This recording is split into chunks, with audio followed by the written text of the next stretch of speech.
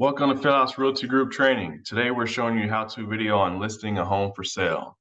So you've talked with the seller and they've said yes to you. You've got all the details from their home and now you're ready to list on MLS. So we're right back here on the dashboard. We're going to come up here to the input button, click on it. We're going to click on add new listing. It's a residential home for sale. At this point, you need to click on fill from realist text. Unless you've already listed this house, you can do existing. If you've never listed the house, you need to fill from realist tax. You're going to find the county, Tarrant. Now, I'll tell you a tip here. The easiest thing to do is fill in the tax ID. If you don't have that, fill in the street number and name. In this case, I'm using a random house, so I'm just going to type in a random name, click on search, see if we have one that we can use as an example. This part will take a little bit longer just because I typed in a random name and it's searching through all of Tarrant County for anybody with the last name of Donald that has a house in the tax records.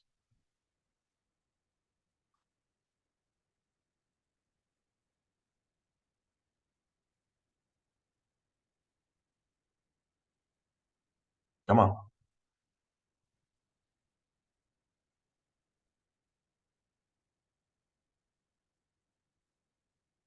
Here we are.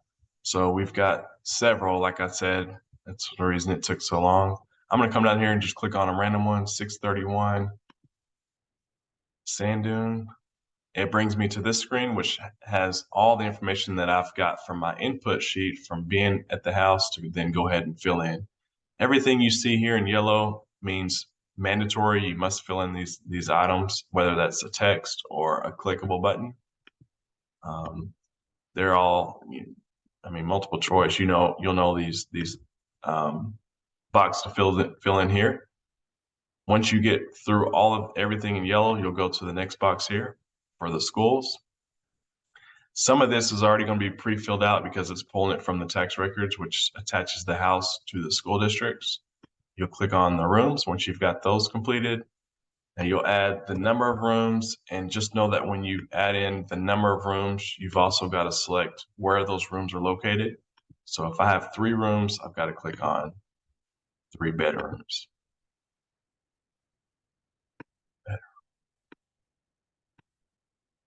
If I don't do that, the system will not allow me to move forward with submitting the property.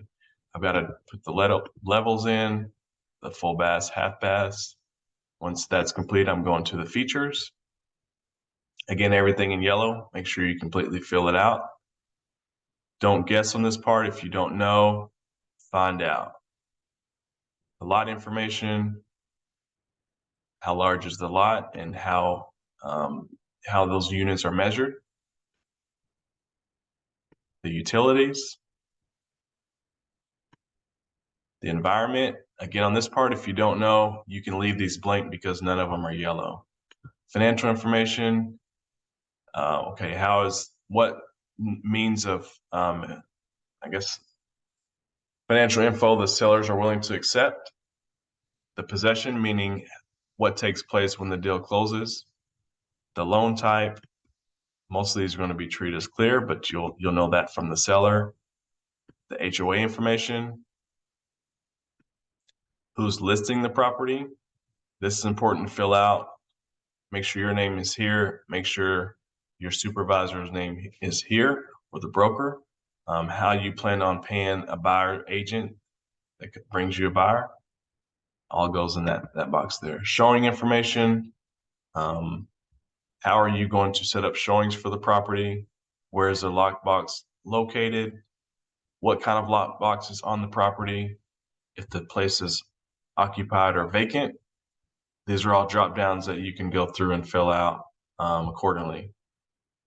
The remarks are going to be the public driving directions. So sometimes you'll have a new build that the address doesn't pull up through GPS. So you'll need to know how to guide an agent through text on seeing that property.